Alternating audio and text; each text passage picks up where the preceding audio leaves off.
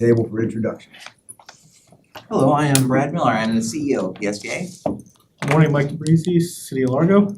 Rob Walker, Vice Mayor of the Great City of Dunedin. Barbara Hazelden, citizen appointee from the County Commission. Max McCann, citizen appointee of St. Petersburg. All right, thank you all. Do we have anybody requesting to attend by Zoom? No. Okay, thank you. I'll do that. And welcome our distinguished chair for sitting in with us today. Thank you. Good morning, thank you. Now's the time for public comment. Are there any members of the public who wish to speak on anything on the agenda or non-agenda item? Okay, seeing none, I close public comment. Action items, 3A, do I have a motion to approve the March 18th minutes? So moved. Second. Thank you. All in favor? Aye. Opposed? Thank you, motion passes. Next up is going to be Debbie Leas, our Chief CFO, to introduce the auditing team from Clifton Larson Allen. Debbie? Thank you so much, Chair. Today we have Chris Kessler with us, and he is the Managing Principal of Industry for State and Local Government to present the audit. So Chris, if you don't mind coming up. Absolutely. We're ready for you. Thank you very much. Good morning. Debbie, thank you for the introduction. For the record, my name is Chris Kessler. I am your engagement principal for the 2025 audit of the PSDA. I also serve as the managing principal of our state and local government industry for the entirety of CLA. As a little background, if anyone is not familiar with CLA, we are the 10th largest public accounting firm in the United States, 130 offices, 9,000 employees. We serve more public sector clients than anybody else in the top 10, and this is what we do year round. So when we talk about being the managing principal of state and local government, our teams are industry aligned. So the team that was working on your audit this year just works on state and local governments year round. And because of the depth of our practice, it's not just Florida governments that our teams work on. They work on governments year-round across the country, and the benefit to PSDA in that case is you all are able to hear from our team on best practices, things that we see outside of West Florida, across the country. So a little bit of background there, and so let's talk about what we did, what we performed this year, and we'll get to the results here in a second, but just as a refresher here of what we say when we are auditing your financial statements, what that really means and what it delivers. It is your financial statements, so the authority's annual comprehensive financial report. You'll hear that referred to as the ACFR for short, your financial statements. Also the federal compliance, so you'll hear that referred to as the single audit. That is the audit of your grant expenditures on the federal side. So it's not the audit of what you have received necessarily in grant awards in a given year, it's what you have spent. So that's what goes into your numbers, and that's what we look at every single year. And what that entails is it's an audit on the compliance of, if you said you spent $10 million in these various grants, were they spent in accordance with the grant contract, the federal compliance, all of the regulations and rules around those. So that's what we say when we're doing a single audit and looking at compliance. State compliance is very similar. You also receive state grants, state projects, federal financial assistance. That audit is in accordance with some of the rules of the state of Florida, as well as the Florida Auditor General, looking at it the same way. It's what you have spent in a given year, not the awards itself. And then we also issue an examination on compliance over your compliance with the handling of public funds. That is just a requirement by the Florida Auditor General, just to make sure that the cash and investments that are held in proper institutions, in proper investment vehicles, things along those lines. So our reports itself that come out of the work that we perform are summarized here in these five bullet points here, but it's the independent auditor's report. It's your report of internal control, which is also referred to as the Yellow Book report. Then you have your single audit report, which covers both federal and state. You have your independent accountant's report on compliance with those Florida statutes over the handling of public investment funds. And then we have a management letter as required by the Florida Auditor General. So of those 5 reports, if you look at those in draft or the final report that comes out, there have been no standard changes or anything along those lines in the current year. So those are going to look very similar to how they looked in the prior year. Now, obviously, you all had a change of auditing firms, so it will look different in letterhead and signature. But generally speaking, all firms are following the same compliance requirements, the same AICPA standards, and the same auditing standards. So there will be no change from those year to year as you go through that. The results of the audit, so here's the good news that I'm happy to always share. Your opinions on your audits, your financial statement audit was unmodified. That's a clean opinion. That's the highest level of opinion you can have and what should be expected by the committee and by the board every single year. And what that means is your financial statements are free of material misstatement. There are no issues within your numbers. All of the data that is in the ACFR is properly stated in accordance with generally accepted accounting principles. On your single audit, both for the federal programs and the state projects, our compliance opinion is also unmodified. So clean opinion there. Again, there was no material noncompliance or anything along those lines within any of the grant programs that we looked at. And on a slide in a little bit, I'll talk through the grant programs we tested here. From an audit result standpoint, the financial statements, we had no material weaknesses. We had one significant deficiency noted related to the timing of revenue between 2024 and 2025 and the cutoff of that transaction. But management has already put corrective action plan in place on that, and I wouldn't expect anything like that to occur again. And we'll talk a little bit further on the impact on that on the next slide. And then on the federal and state awards, no material weaknesses, no significant deficiencies noted. So everything all clean all around. So from the committee standpoint, these are the results that you should expect, and really, the key on the finding is just making sure the corrective action plan is implemented and it rolls off next year, which I would expect it should. So governance communications, just some things that we are required to talk through under standards, and we put this in a letter that we issued to the board at the end of the audit. But I do like to highlight just some of these things for these presentations. Our scope and the scope and the timing of the audit proceeded as planned. And what that means is when we start the audit process, it's a risk assessment. We're looking at your numbers, your activities, your transactions, and building our audit plan. And if there was something that significantly changed that, we would have to pivot, maybe do additional procedures, change the scope and the timing of what we're looking at. And none of that occurred. So our plan proceeded as planned in what we were testing. Significant accounting policies are in accordance with all industry standards and generally accepted accounting principles, so no concern with your policies there. No difficulties were encountered in performing the audit. There is a past adjustment that we do include in the governance letter, and this relates to the comment that I made on the prior slide, where there was an adjustment that we noted between 2024 and 2025 in how revenue was recognized within your financial statements. And it was in the amount of almost $2.3 million in that it was recorded in 2023 when it really related in 2024 as opposed to 2025. And again, this is an accounting nuance. It's not a budgetary issue. It was not any sort of misspending of funds. It comes down to, in the grant accounting, matching up the expenditures with the revenues in the grant world. So by the time 2025 ended, the majority of that all washed out. But when we are opining on a singular year, we have to look at something like that and say, what is the impact on 2025? So when we have something like that, what a past adjustment means is it's not material. So it doesn't impact the opinions. It is not something that is saying the numbers are materially misstated, but there is a threshold that we as auditors have to put in here to say, there is a dollar amount that we at least need to flag it and just say, hey, this is out here. Management has the ability to agree that it's immaterial, but we have to put it into the reporting and this discussion here just to say, hey, this exists, but it's cleaned up and the impact going forward will be zero as it washes its way through. So then outside of that, we had no material audit adjustments that were in the financial statements. So the numbers we received were unchanged, clean, and good to go as we continued our audit process. And then significant estimates within the financial statements. Again, under our world and our accounting, significant estimates just mean things that are subject to high volatility or potential change, fluctuation year to year, and there's nothing like that within your financial statements that meets those standards. So we just like to communicate that.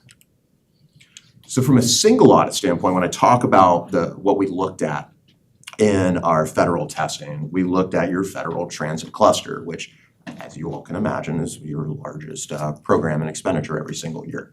So that was about $74.6 million on the federal side that was subject to testing in our single audit.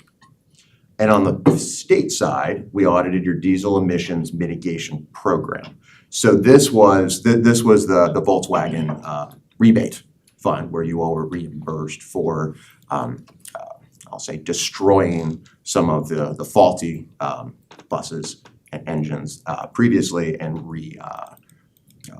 refreshing them with more environmentally friendly buses that the state put together. So that's what that program was, and that was about $6.7 million this year as well. So those are the general results of 2025, and I do want to talk about some things that are going to change the financials going forward. But before I do, just to kind of wrap 2025 here, also just wanted to say, a huge thanks to the management team here at PSTA for all the help getting through this. In year one, an audit with a new firm, an audit is always going to be a heavy lift. We're going to ask a lot of questions that maybe had already been, asked and documented. We're building a heavy understanding of your operations. And so an audit itself is already a big task and a big lift to go through. Going through with a new audit firm adds to that. So there's a lot of work that the finance team and everybody else at PSTA had to go through to get to these results and get these positive results. So a big thanks to Debbie and Julie and her team to get us here and to have such a great result. But you all as a committee should also be happy with the results as well as we sit here in April. So just again, a huge thank you. So talking about what's coming up here, there are a handful of statements. GASB, for those of you that maybe have heard this presentation in past years and have heard some of the standards that have been out there, there's been some heavy lifts in the last few years that you all have really had to spend a lot of time bringing on consultants or anybody else to help you along the way. And the comment that I usually make is that this is what GASB does. GASB is Governmental Accounting Standards Board for the non-accountants in the room. This is what GASB does for job security, right? They just continue making this more difficult for everybody and adding more information out there. But we all have to comply and go through it. The good news is that as I talk through what's coming, there's not a lot with a real heavy lift coming that's going to impact your financial statements and impact the level of effort that management is going to have to go through in implementing these. GASB 103 will be effective next year for you all, your 9/30/2026 financial statements. And it does not change the way you account for anything, but it changes the way your financial statements will present as you look at your management's discussion and analysis, and particularly some of the categories within your income statement and your cash flow statement. So nothing is changing from the accounting. It's a nomenclature and a categorization, and just a little bit more disclosure that'll change here. So when you go through this bullet point, just kind of highlighting some of these things, the management's discussion and analysis, that's the story that management tells within your ACFR to say, this is what happened year to year. These are our fluctuations. It gives you a better, as the reader of the financial statements, a better picture of what has changed as opposed to digging into the disclosures and the real high-level technical things that are in the financial statements to tell the story. If you're going to read one part of your financial statements, the MD&A is going to be the best way to understand what happened. But GASB has not put rules around MD&A that are very clear. So there have been a lot of folks that are just putting whatever they want to in the MD&A. For example, talking about why revenues increased. Well, our revenues increased because we collected more cash.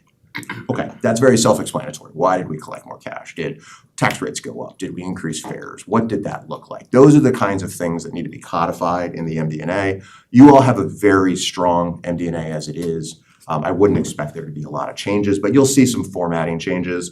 And then in your income statement, they are changing the titling and the nomenclature around your non-operating funds. So some of the grants that you received are now going to be called subsidies.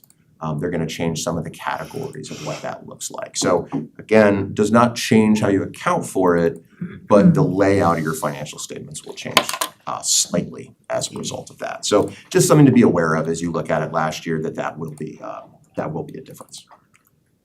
GASB 104 is also effective next year, but this one won't have much of an impact for you all as we look at your financial statements today.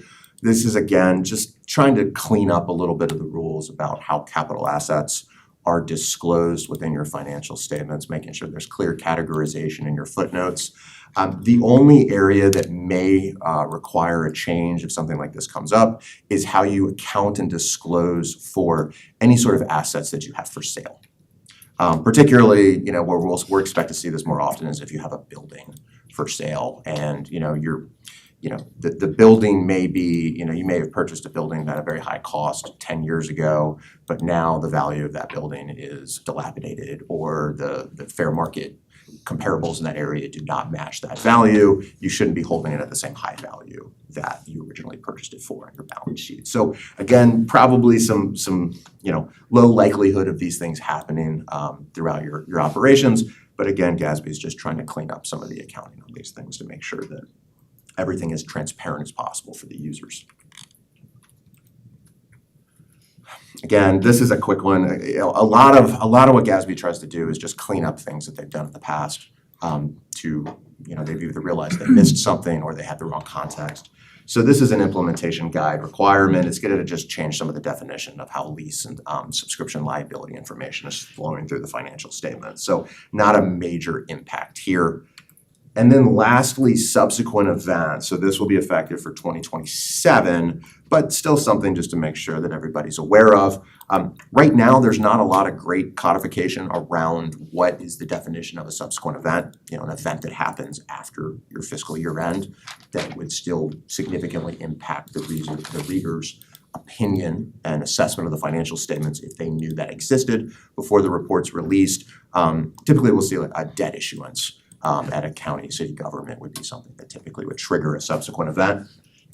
So they've just codified the rules a little bit that it has to have occurred and be known for it to be disclosed. And then you're gonna have to include the date in which you have evaluated subsequent events too. So typically that'll be your audit opinion date. If your audit opinion date is March 1st, you're gonna evaluate subsequent events through March 1st.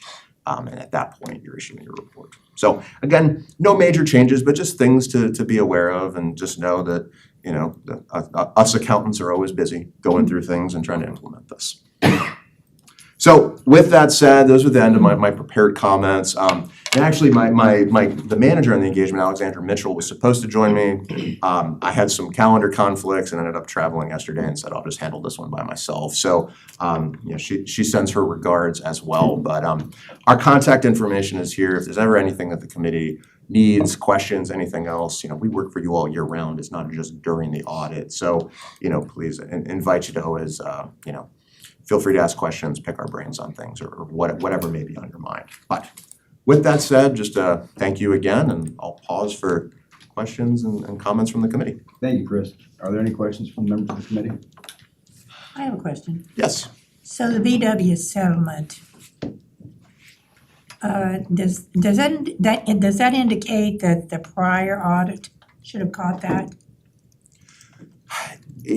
General. So it is a prior year audit, prior year item. So it should have been recorded in the prior year.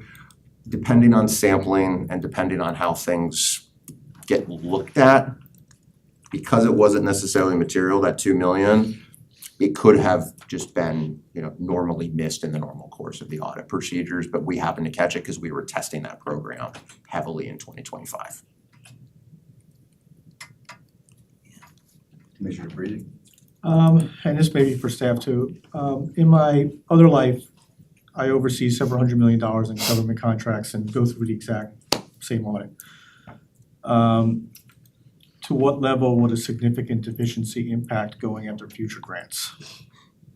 It does not, but what it does do is we get to spend more quality time with CLA and reviewing any of the transactions going forward for, is it 3 years, a couple of years, 1 year? Well, This particular program ended already, but the good news, if this program was continuing further, if it hadn't had all the funds expended, it would have resulted in that fund being looked, or that program being looked at every single year beyond that. but that one's over, yeah. Yeah, when I read your email yesterday, I was worried that it rose to a higher level and I was worried about that level, but it doesn't seem to be the case. So, No, and that's the classification between the two. When you look at material weakness and significant deficiency, material weakness is the one that triggers all the high risk, the red flags, a lot of the additional testing and things along those lines.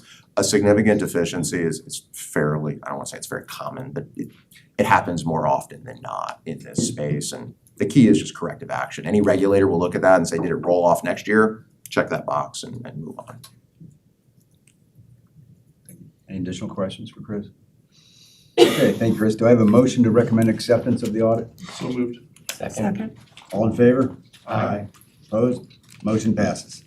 Thank you very much. Thank you all very much. Thank you. Next up, Henry Lukasik, Director of Maintenance, is back with some square footage math. My favorite subject. he's up there with a ruler. Morning, Henry. Good morning. Henry Lukasik, Director of Maintenance, joining to me today to represent this item with some information. Amanda Green out of our Project Management Office, and from the Garland Company, commercial roofing expert Cale Clement, who is here to answer any questions of a technical nature regarding the project itself. So the action item remains the same, which is to recommend approval of a one-time contract with the Garland Company to repair our roof, all of our roofs here, for amount not to exceed 2.2, which does include an 18% contingency. We're gonna proceed to go through these and answer these 5 questions. Why, what is the cost, how does it compare, and to answer the question of why a 30-year roof. So as we presented last month, our existing roofs on all of our facilities are 20 years old. The roofs that are here were actually constructed to only have a 20-year lifespan rating. Last month, you recall, I presented our transit asset management plan, and within that plan, we talked about state of good repair, where we rank assets. We went back and reviewed our 2022 plan, and at that time, our roofs were rated as a 2.3, which on a scale of 1 to 5, 1 being the worst, 5 being the best, that's basically at the marginal level. Now, that was 2022. 4 years later, most likely in the condition the roof is in today, that's around a 1.5, 1.7. Repairing now avoids a full roof replacement. We'll talk a little bit more about that in the next couple of slides. And right now, we do have active water infiltration. The roof does leak in certain areas, namely this administration building and also in our operations building. The total roof area, square footage wise, that we will be working on is 60,653 square feet. Our plan of attack remains the same. We will put overlayment material on sections that are dry and can support that. For our wet sections, those will be cut out down to the actual decking, and a new system will be installed only in those sections. Of course, any drains, any scuppers, any fascia, or any other cracks in the surrounding roof perimeter will be repaired so that no further leakage will occur with the new system installed, keeping in mind that we must work around many mechanicals such as exhaust fans, ventilators, lightning protection systems on the roof itself. Here's the project cost broken down very simply. $1.870 million is the cost of the project submitted by the Garland Company, our 18% contingency to make up that $2.2 million not to exceed price. I want to point out that the contingency that you see is PSTA's contingency. If it is not needed, the contractor doesn't get that $329,000. That is just some insurance on our end for unforeseen conditions in case they arise.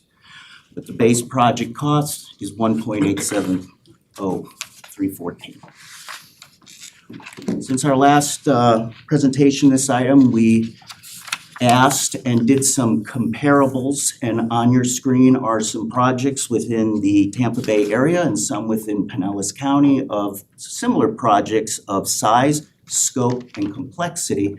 and square footage costs, which show that the average cost of a roofing system replacement of this type ranges anywhere from $30.23 a square foot up to $58 a square foot.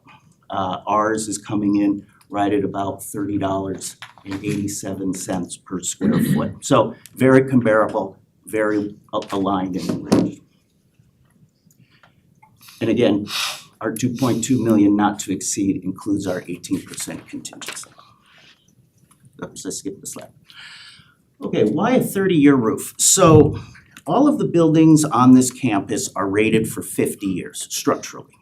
So we are at the 20-year mark, which leaves 30 years left for the rating of these buildings. So it makes logical sense that if we're at year 20, to put a 30-year commercial system would get everything to the end of life of 50 years. There are cheaper alternatives such as a 10-year system, a 15-year system, but that would just mean that we would be back here in that amount of time over the next 30 years. We would do 2 roof replacements. And obviously, material and labor prices will be increased, especially if you have to do something a second time.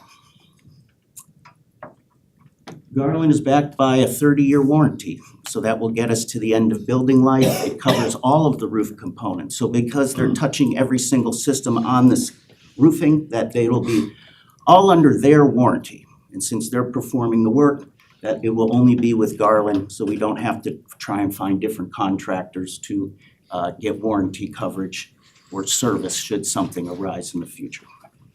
And of course, Garland has the financial capacity to certainly honor this warranty, but most importantly, perform the work.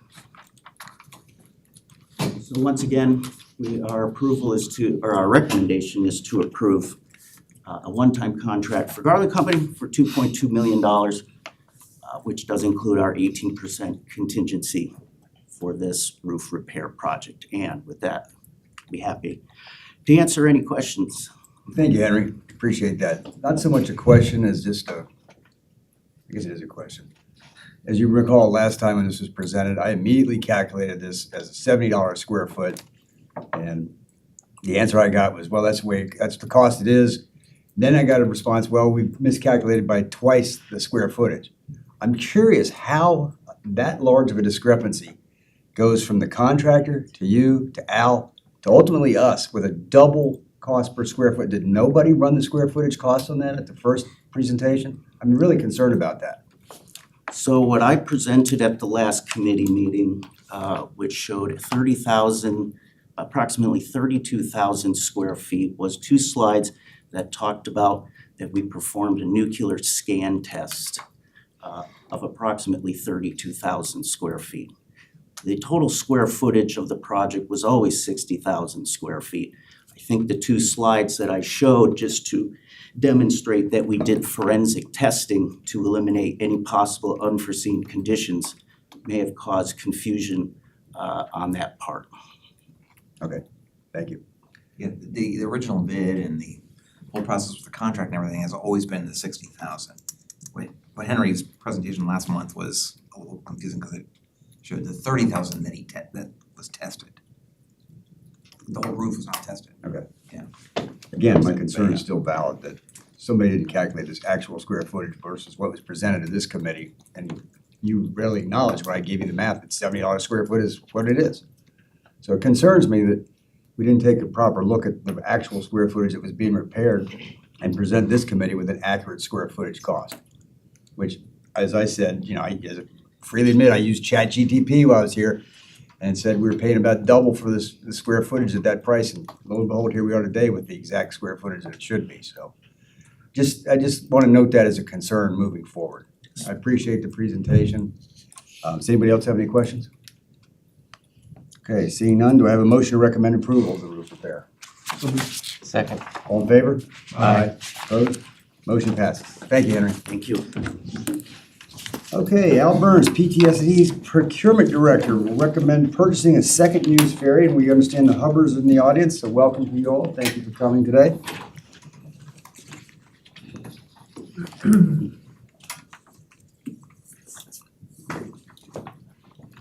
Good morning, Mr. Chair, Finance Committee members, and also Madam Chair. Al Burns, your highly motivated procurement director, and this morning I'm here to talk to you about ferries. Last summer, the Harbor Board in Tampa transferred a $4.8 million grant for ferry vessels to PSTA.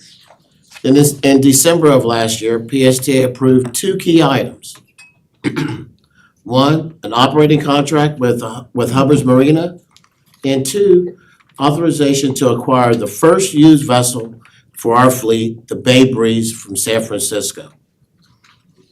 Now it's April 2026, and understandably, we are constantly being asked, what is taking so long? When is the ferry going to start up again? I want to assure you that PSTA staff and our partners, the Hubbards, good morning, Mark, good morning, Tara, have been working very hard behind the scenes on a number of fronts to bring this game plan to you today on how we're planning for the long-term success of the Tampa Bay Ferry. Next slide. PSTA plans to start the service by first purchasing two used ferry vessels using the available grant. The first vessel was the Bay Breeze vessel currently operating in San Francisco. The PSTA board approved the purchase in December, and we're still hoping to get this vessel purchased and delivered later this year. This vessel right here is what was approved in December of 2025, along with the Hubbard's operating contract. Excuse me, Al. Did you say it hasn't been purchased yet? It has not. It was approved to be purchased. Now this morning, next slide. Now this morning, we are recommending the purchase of a second used vessel. Again, the first vessel is the San Francisco Bay Breeze on the previous slide. The second vessel we hope will be the 1990 vessel called the San Juan Clipper in Seattle, the vessel on the right. But we are asking you approve either the San Juan Clipper or the Candy Stripe vessel in Louisiana. Mark Hubbard has done a fantastic work finding these two good vessels that are both within our limited budget for the federal grant. Thank you so much, Mark, for your diligence. The Hubbards have seen and inspected the Candy Stripe, and while the purchase price of $225,000 is low, the vessel will need a complete rebuilding for the ferry operation. San Juan Clipper, which we just identified last week, has not been inspected yet, but it appears to be much more ready for operations, requiring some refurbishment. But if a test out could be ready much sooner than the Candy Stripe for Tampa Bay operation. As I mentioned, our goal is to acquire two of these three vessels. As you can see, any combination of the three boats can be acquired and made ready using the $4,850,000 federal ferry vessel grant we acquired last year. Next slide. Beyond starting the service with the two used vessels, we plan to put in our application to DOT's recently announced 2026 Federal Ferry Vessel Grant Program. The applications are due in May of 2026, and we hope to be awarded as much as $16.5 million to construct a brand-new vessel to take the place of one of the two used vessels. Many of the Finance Committee members are boat owners, and you know boats are very expensive and take up to 2 years to build. But with the proper maintenance can be safely operated for decades in our community. Ultimately, transitioning to a newer vessel, which will be more operationally efficient, will lead to long-term sustainable success for the Tampa Bay Ferry. Next slide.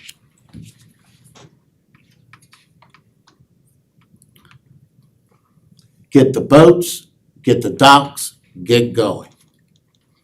Now I want to switch gears to go over all the great work that we and our partners have been making over the past few months.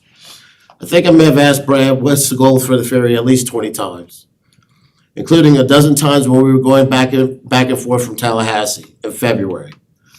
While in the car, I talked to Mark about 4 times about various used vessels that he had located while we were en route to Tallahassee. And Brad always gave me the response when I asked what the goals are.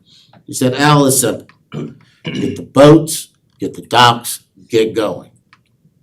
I already talked about the boats, so now I'm gonna go over the progress we made on the docks in the service.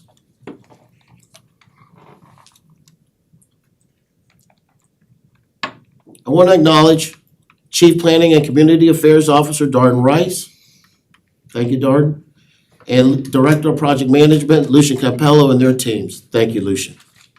As well as the city staff in St. Petersburg, Tampa, St. Pete City Council, and the Tampa Bay Regional Planning Council have all done great things to advance and support the ferry through the efforts on the ferry docks, and we are greatly appreciated. In St. Petersburg, an adjustment to the city's comprehensive plan is needed to allow the ferry to use the Vonoy Basin in the St. Petersburg location. I know Commissioner Scherer had emphasized how important he thinks to getting this approval, and we agree with him 100%. I'm also happy to report that the comprehensive amendment is on track to be approved by St. Pete City Council this summer. I want to thank our board chair, Deborah Fix-Sanders, for her work to make this happen. Thank you, Madam Chair. Additionally, the design has begun on a permanent dock in St. Petersburg, and PSTA is coordinating with city staff on that project. PSTA was also grateful to receive $850,000 to go towards the construction of the permanent St. Petersburg Ferry Terminal from Congresswoman Kathy Castor. In Tampa, we secured the planned terminal location behind the Tampa Convention Center, shown in the lower picture. But we're now working with city staff to secure an alternative location for annual events such as Gasparilla and Special Forces Week. Next slide.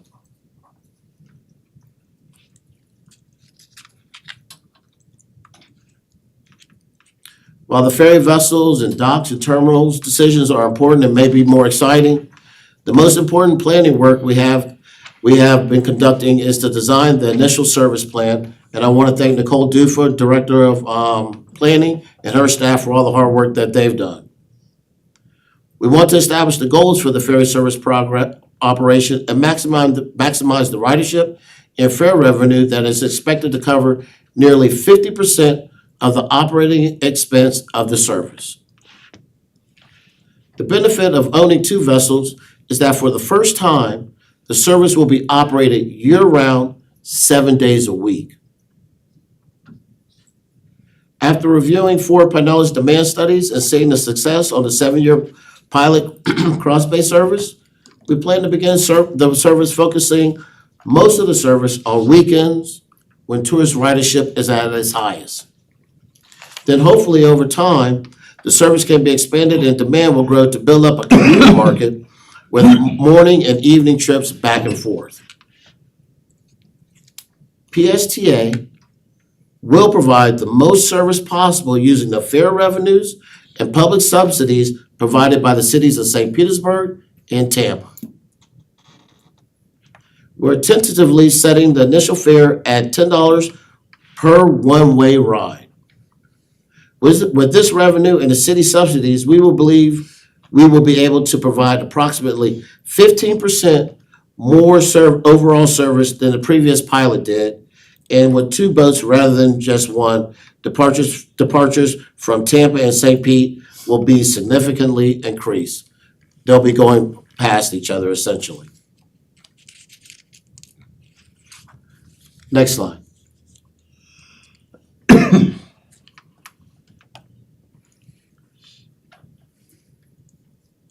Now let's review the 2 used ferry vessels we are seeking your approval to purchase one of today. Again, our optimal fleet would be first, the San Francisco Bay Breeze, and then second, one of the 2 vessels we are recommending to you today. The first one is a 1996 Candy Stripe based in Morgan City, Louisiana, It has 149 passenger capacity with an upfront purchase price of only $225,000. But the Candy Stripe would essentially require a complete rebuild from the ground up, so the full cost would not exceed $2,300,000. It's a beautiful boat, however, it will need to be rebuilt from the bottom up. Next slide.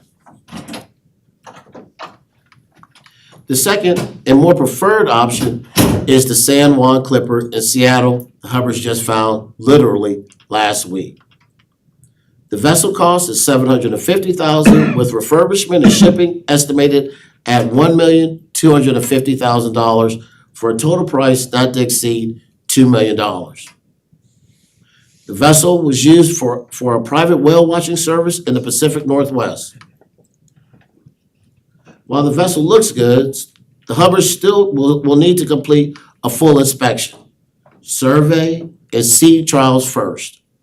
That's why we're also seeking your recommendation to allow the Candy Stripe vessel as a backup if the San Juan Clipper or the San Francisco Bay Breeze do not come to fruition. The best option for starting the service would be to secure the San Francisco Bay Breeze, which you already authorized in December, and the Seattle San Juan Clipper, because both of these vessels can go into service within 6 months.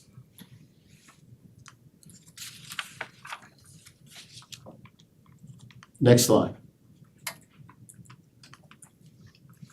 To conclude my presentation, the action today is for the PSTA Finance Committee to authorize the CEO to execute the purchase of up to 2 vessels.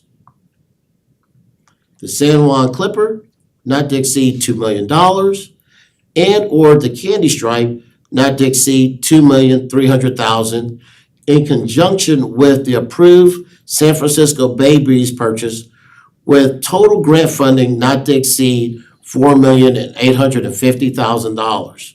We will not go over what the grant allows.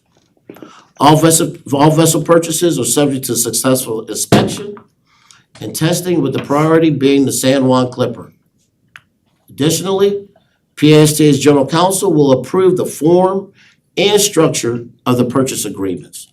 We'll be working with General Counsel on putting the agreements together, and we already have started that process. So in conclusion, this is the vessel that was approved in December of 2025. This is the San Juan out of Washington, which is our preferred choice. And this is the Candy Stripe that is located in Louisiana that will require refurbishment.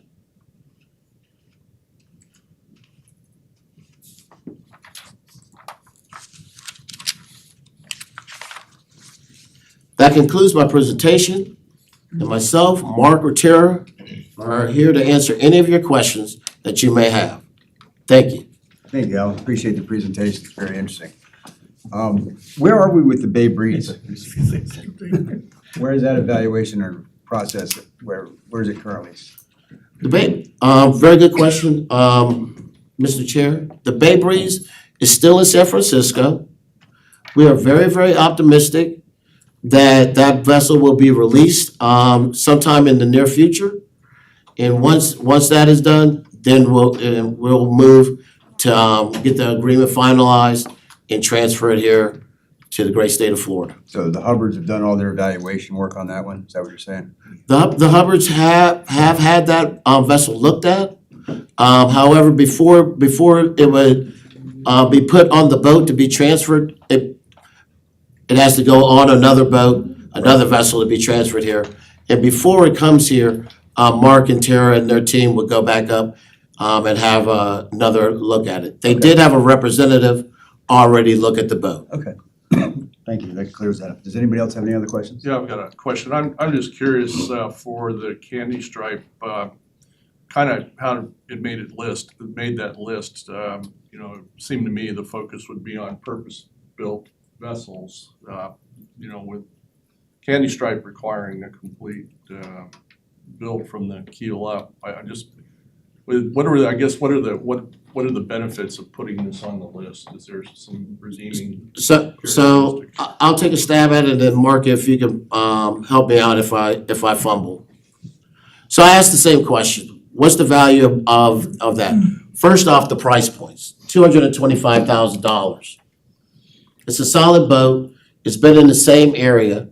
And the rebuild would take place in Morgan City, Louisiana.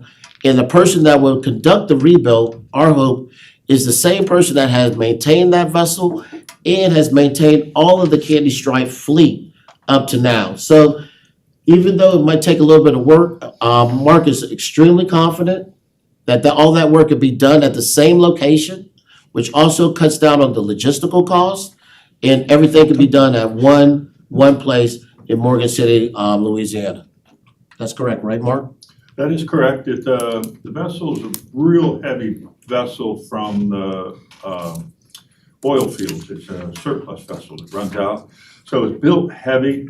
It's an older boat. We were looking at other boats similar that are already built out, but they have older engines. They have older control systems.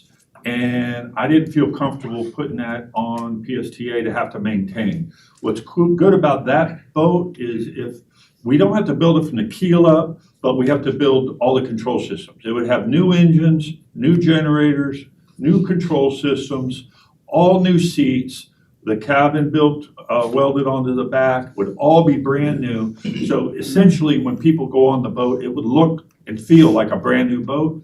And more importantly, to PSTA, it would be maintained like a brand new boat, because everything on it would be new. It would be a good fit. It's just getting there is a challenge because we have to rebuild the vessel. The company that has it has done multiple rebuilds in the past, so feel pretty comfortable with a sole proprietor, one-stop shop. They can handle the whole deal for you. And they claim they can do it in 4 to 6 months, but you know how that is. So we gave an 8-month time frame to try to get that boat done. If that is, and that was before we found the San Juan Clipper. That's a much easier lift because it's already built and you can touch and feel it. And if we brought that boat in, it would move much quicker through the system, and it's in pretty good shape. Granted, it's an older boat, but it has newer freshly rebuilt engines. We do some work to it in Fort Lauderdale and get it over here turnkey for you all. Thank you, Mark.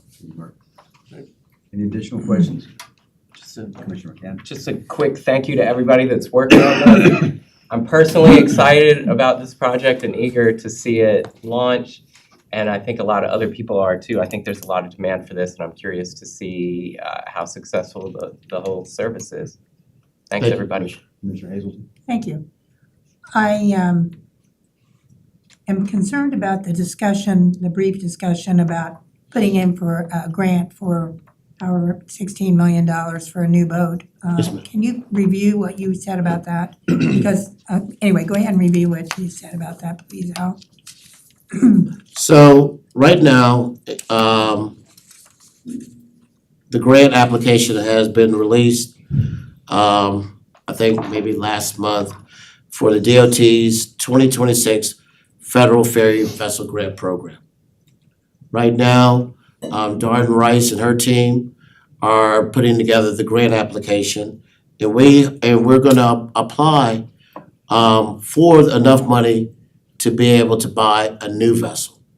The challenge of buying a new vessel is there's a process that you have to go through in addition to purchase.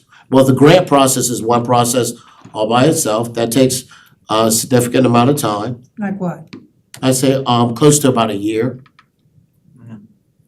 About a year, I but think the deadline for the current grant it's May. opportunity is like sometime in May. And then they will decide on the winners like in August or September, I think. So And then after that process, then we have to go through the process of actually buying a new vessel, which is different than what we're asking for here. It's a more procurement type of process. After that's done, then it takes about 2 years to have the boat built. So there's a significant timeline from the application process till the vessel is actually in the water. How much we will get? We're very optimistic. We have some very good grant application writers, Darden has on our teams, and we've been successful at grant opportunities before, and we're very optimistic on this now. I feel that we should wait. Apparently, there's grants available each year, rather than to start committing to this long-term. I think we're just getting started here, and to then go ahead and start thinking about, like a child in a candy store. I mean, it's like, well, I like this one, but I like that one too. I just feel like we should. I want to throw this out for consideration by the committee, that we should hold off on putting in a grant application for this new boat until we see the success of this program that we're trying to lay out to get started. And I'm sure Brad will guide us based off of that. And I just want to circle back to the actual action that I'm asking for, because that's not part of the Apparently, action. there's action already being taken place behind the scenes on applying for this grant. Yes, ma'am.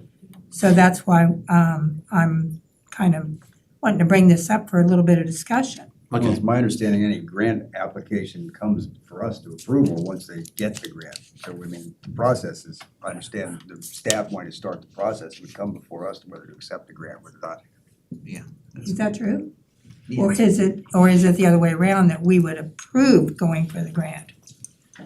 No, I mean, what typically happens is we put in for whatever grant opportunities come out, and then once if we don't get it, which is very possible, then nothing happens, and if we Right. get it, then the board approves whether to receive it or not. Chair, I'm not sure. Go ahead. Terry, and can I add with that, and I hear your concern, Richard Hazen, I really do. But I am very confident and I'm very pleased in the fact that we're being proactive. So we have two options on the table that we need to decide today.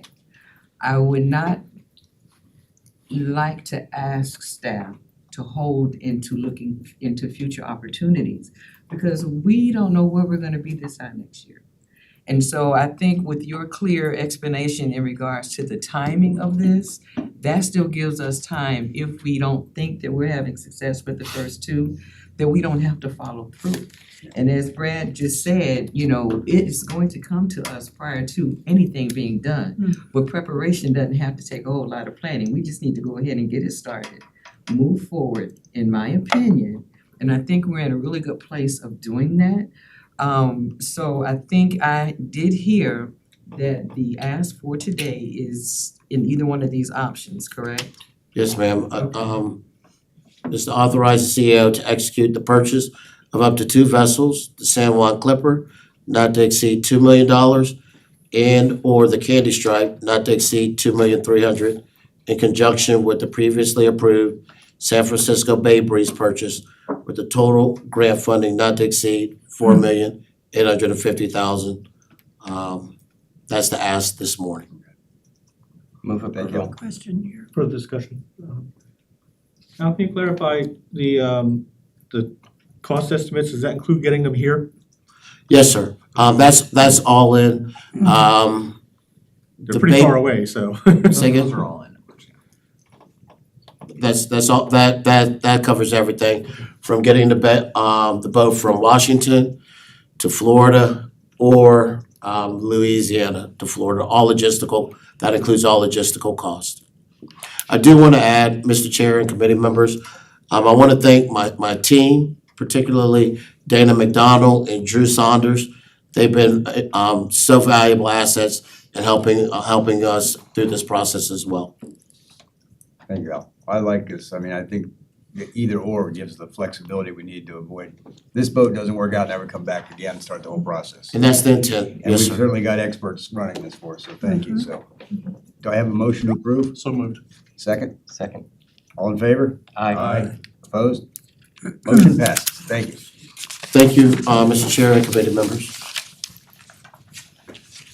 Okay, Stephanie Weaver, PSTA's Public Relations Manager, is going to present extending the media relations contract. Hi, Stephanie. Good morning, Finance Committee members. My name is Stephanie Weaver. I am your Communications and Public Relations Manager here at PSTA, and I'm here to talk to you about our strategic communications contract with Catalyst Communications Group. So the action item before you today is already budgeted, meaning there's no additional funding requests needed for this particular action item. We are just recommending the approval of authorizing the execution of option 2 and 3, which is year 4 and 5 of the contract with Catalyst Communications, so we can continue working with them for the next 2 years. So you may remember this slide given from a presentation by my Director of Marketing and Communications, Amanda Baird, last year, as I was out on maternity leave welcoming my firstborn son into the world. But I wanted to bring this slide back as a little refresher and a reminder of how we at the Marketing and Communications Department showcase what we do at PSTA, how it impacts our community, and how we reach people within our community. What we call the tripod of coverage.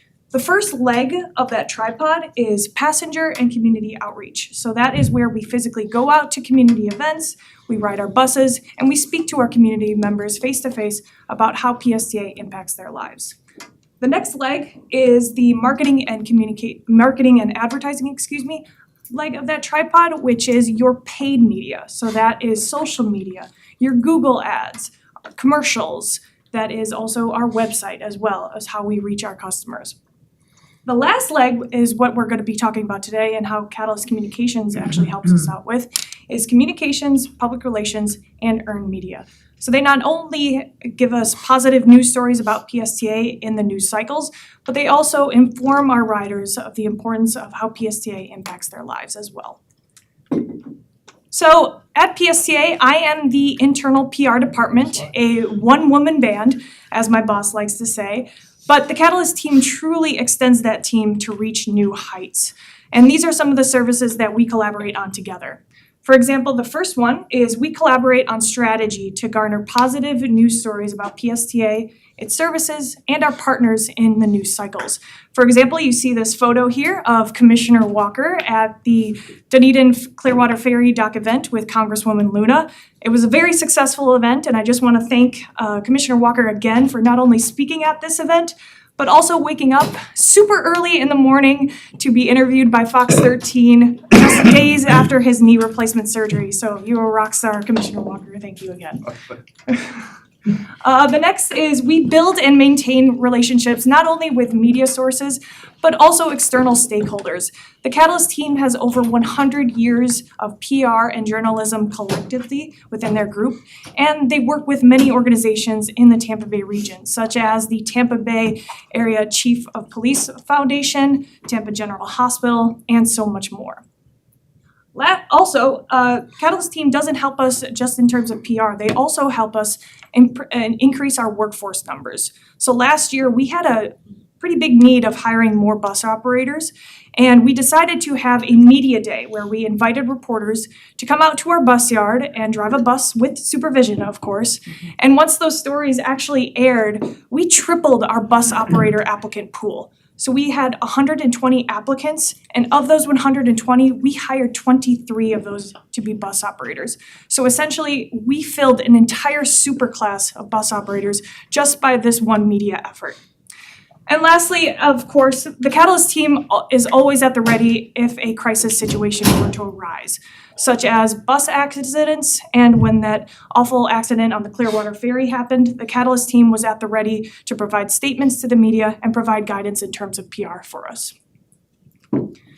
This next slide is just a look ahead of some of the things that we are working on together. This first one may be a little bit familiar as our highly motivated procurement director. We just got approval for purchasing maybe 1 or 2 vessels for the Tampa Bay ferry service. You, Commissioner McCann, you mentioned the buzz about this. And that's not by accident. The Catalyst team, we have been working hard to make sure that momentum keeps going so the people remain excited about this service. That's all a plan of our attack when it comes to PR. And in fact, we will be hosting a press event next week regarding an update for the Tampa Bay Ferry Service. That should be all on your calendars. If it's not, come see me afterwards, I'll make sure it is. But again, we just want to make sure that momentum keeps going when launching this new service. The 727, you may remember some presentations from our amazing planning director, Nicole Dufa. This 727 service will take folks from downtown St. Petersburg all the way up to Tampa International Airport by way of the Howard Franklin Express lanes once that opens on the bridge. Again, Catalyst team will be able to help in terms of making sure that the success of these services when they launch goes great, but also after they launch. We want to make sure that momentum keeps going beyond when these services launch. So we hit our metrics of success. And speaking of metrics of success, in the PR department, we always like to make sure we measure how we do with our campaigns. In the PR department, we look at these terms in key performance indicators. The first is mentions, which is how many times PSTA, its services, or its partners are mentioned within a news source. The next is reach, which estimates the potential viewership of those news articles. And the last, which is also calculated by Pinellas County in their annual budget, is the advertising value equivalent, or AVE, which approximates the monetary value of what we would have had to spend in advertising to get that same coverage of news stories that we got. So with all that said, the Catalyst team has graciously put together a video, a summation, if you will, of the calendar year 2025 of how we did in terms of media coverage. So it's about 1 minute and 45 seconds, so we're gonna play that and then we'll talk about it at the end.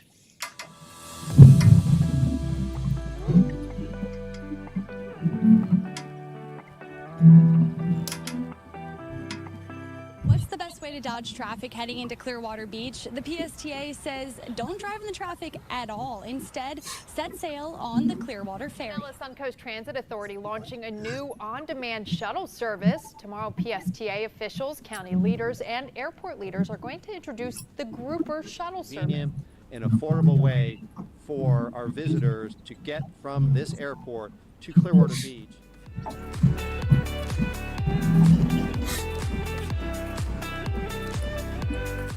Here we go, we're rolling. Lead instructor AJ Ortiz took me through a brief training and let me get behind the wheel. We always want ourselves to be a trendsetter and continue to develop regional transportation in the Tampa Bay area.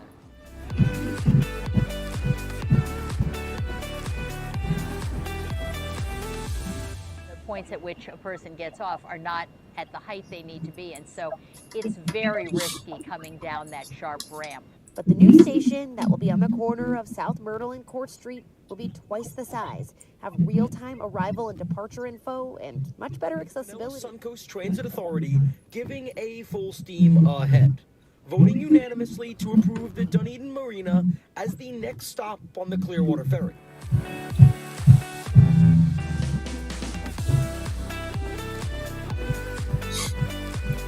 Today, the Pinellas Suncoast Transit Authority launched Spark, a high-frequency route that students at Eckerd College helped to come up with. PSTA is doing the largest redesign of their bus system in roughly 40 years. Yeah, I'm very excited about the ferry coming back.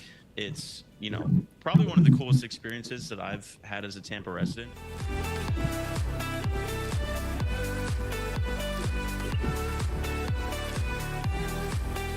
So I just want to stay on this last slide in summation. So we were mentioned, PSTA was mentioned about 4,000 times. We had a reach about 3.2 billion. That's the estimated viewership of those news articles that mentioned PSTA. And the advertising value equivalent is 70.5 million. So that's what we would have had to pay in advertising to get that same coverage that we just had. So this is a testament not only to myself and the Catalyst team, but the entire organization from PSTA from the top down, including you board members. You saw a couple board members speaking at the media. Again, this wouldn't happen without each and every one of you.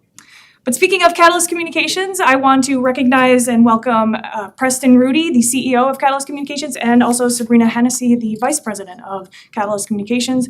They are here to help answer any questions that you may have at the conclusion of this presentation. But I'm not going to keep you for much longer. With that, again, a reminder that this is already budgeted, no additional funding is needed for this particular action item. We are just recommending the authorization of the execution of option 2 and 3 with Catalyst Communications, which is year 4 and 5 of their contract, so we can continue working with them from May of this year all the way until May of 2028. And with that, I'll take any questions. Thank you. Any questions? Comment, I will say, having worked marketing communication, public relations, and a number of strategic communication consulting firms, I've been pretty impressed with Catalyst. And, the noticeable uptick from the base year to, what will be option 1 and 2, is notable. And, the metrics are awesome. But it's more about just the public perception, and if I'm seeing it, I'm hoping everybody else is seeing it too, because just in the time that I've been on the board, PSTA has been out there very much more. I mean, you can see it. Absolutely. So anyway, obviously I'm in favor of it. Thank you, Commissioner. Any additional questions, comment? So moved. Well, there we have it. I have a second. Second. All in favor? Aye. Opposed? Motion passes. Thank you, Stephanie. Thank you. Okay, the USF Bus Yard Automation Pilot. Jacob Labutka, PSTA's planning manager, 2 billion people didn't read the story. will walk us through the no-cost contract modification. You can put it on your website. Take Morning, it. Jacob. Good morning, thank you, Chair, and good morning, everybody. So I'm Jacob Labutka, Planning Manager here at PSTA. And today, we're asking for approval for a contract amendment with the University of South Florida for us to continue on with our bus yard automation project. And as mentioned, this is at no cost to PSTA.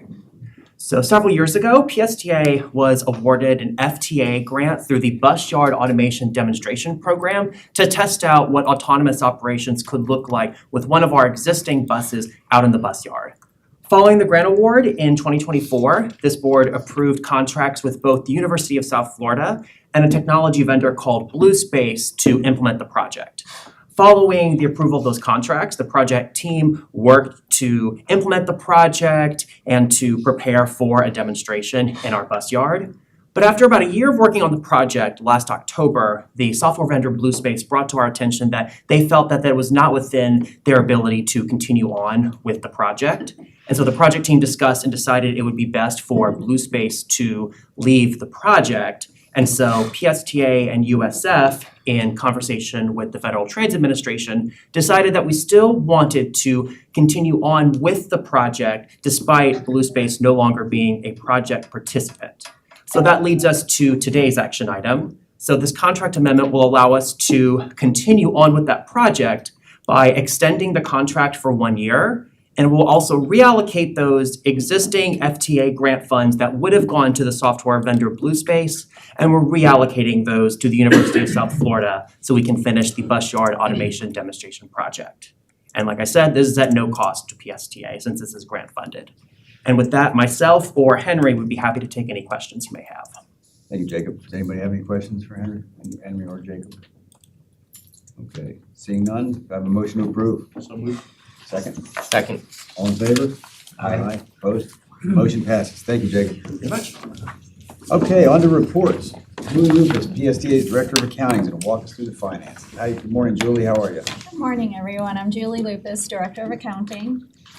Looking at February's financials, we finished with a $3.3 million net deficit, which was $623,000 favorable to the budgeted deficit.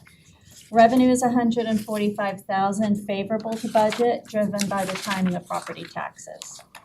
Expenses are $477,000 favorable to budget, driven by privatized transportation mostly. Turning to February year-to-date financials, we finished with a $44.2 million net surplus, which is $490,000 unfavorable to the budgeted surplus.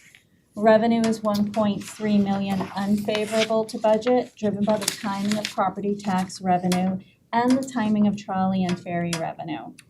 Expenses are $818,000 favorable to budget, driven by service expenses and privatized transportation. And I'm happy to answer any questions.